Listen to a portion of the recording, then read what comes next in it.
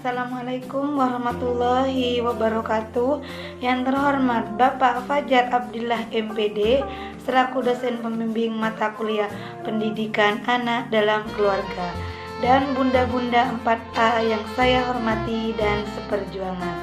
Alhamdulillah, pada pagi hari ini kami dari kelompok 5 ingin mempresentasikan makalah kami yang berjudul Praktek Mengasuh Anak Parenti, di mana kelompok kami yang terdiri dari saya sendiri, Bunda Lili Agustin sebagai moderator, Bunda Dwi Mahardika, Bunda Iin Mujayati, dan Bunda Resi Susilawati Dewi sebagai penyaji makalah.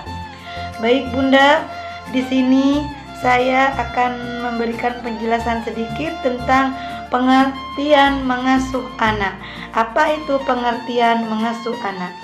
Pengertian mengasuh anak menurut Ed Harrington dan Whiting adalah bahwa mengasuh sebagai proses interaksi total antara orang tua dan anak, seperti memelihara, memberi makan, pemberian makan, membersihkan, melindungi, dan proses sosialisasi anak dengan lingkungan sekitar. Itu yang saya sajikan sedikit. Berikutnya saya persilakan kepada penyanyi kedua, yaitu Bunda Dwi Mahardika, dipersilakan. Terima kasih. Kajian teori pengasuhan. 1. Teori pengasuhan menyatakan bahwa pengasuhan merupakan proses yang berlangsung terus-menerus yang melibatkan interaksi antara orang tua dan anak. Konsep pengasuhan terdiri dari pengasuhan fisik dan juga pengasuhan emosi. Poin yang keempat yaitu kesadaran pengasuhan utama. Tujuan utamanya adalah membangun kesadaran bersama tentang pengasuhan anak yang dilakukan oleh orang tua dan juga pengasuh agar anak tersebut mampu bertanggung jawab kepada diri. Stres pengasuhan pada anak.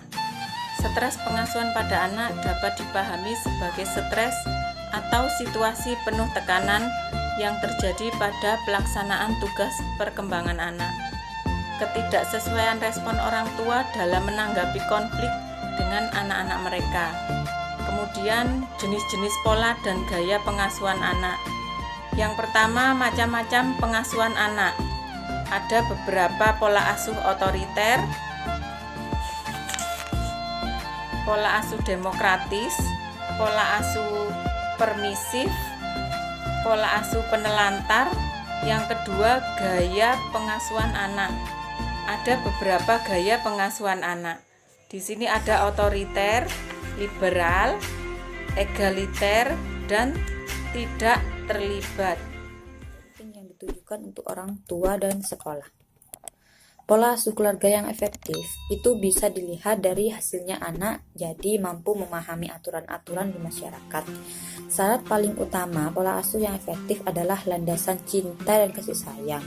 Berikut hal yang dilakukan orang tua demi menuju pola asuh efektif. Yang pertama, pola asuh harus dinamis. Pola asuh harus sejalan dengan meningkatnya pertumbuhan dan perkembangan anak. Sebagai contoh, penerapan pola asuh untuk anak balita tentu berbeda dari pola asuh untuk anak usia sekolah. Pasalnya, kemampuan berpikir balita masih sederhana. Jadi pola asuh harus disertai komunikasi yang tidak bertele-tele dan bahasa yang mudah dimengerti. Yang kedua, pola asuh harus sesuai dengan kebutuhan dan kemampuan anak. Ini perlu dilakukan karena kebutuhan dan kemampuan anak yang berbeda. Yang ketiga, ayah ibu mesti kompak. Ayah dan ibu sebaiknya menerapkan pola asuh yang sama. Dalam hal ini, kedua orang tua sebaiknya berkompromi dalam menetapkan nilai-nilai yang boleh dan tidak. Yang keempat, pola asuh mesti disertai perilaku positif dari orang tua. Penerapan pola asuh juga membutuhkan sikap positif dari orang tua sehingga bisa dijadikan contoh pada anaknya.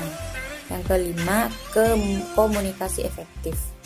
Syarat untuk berkomunikasi efektif sederhana yaitu luangkan waktu untuk berbincang-bincang dengan anaknya. Jangan sibuk sendiri.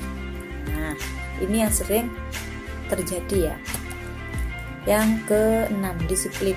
penerapan disiplin juga menjadi bagian pola asuh. Mulailah dari hal kecil dan sederhana, misal membereskan kamar sebelum berangkat sekolah. Anak juga perlu diajarkan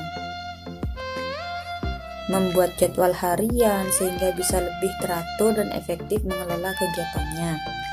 Yang ketujuh, orang tua konsisten. Orang tua juga bisa menerapkan konsistensi sikap. Misalnya anak tidak boleh minum air dingin kalau sedang terserang batuk, tapi kalau anak dalam keadaan sehat, ya boleh-boleh saja. Ya, selanjutnya akan dibacakan kesimpulan dari Baik Bunda, di sini saya akan membacakan kesimpulan dari makalah kami, yaitu tentang praktek mengasuh adalah ayah dan ibu yang melahirkan manusia baru, yaitu anak, serta mempunyai kewajiban untuk mengasuh, merawat, dan mendidik anak sehingga menjadi generasi penerus bangsa yang baik. Sedangkan keluarga merupakan lembaga pertama dalam kehidupan anak, tempat ia belajar dan menyatakan diri sebagai makhluk sosial.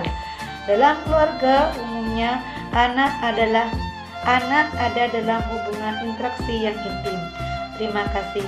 Sekian dari makalah kelompok kami. Kurang lebihnya kami minta maaf.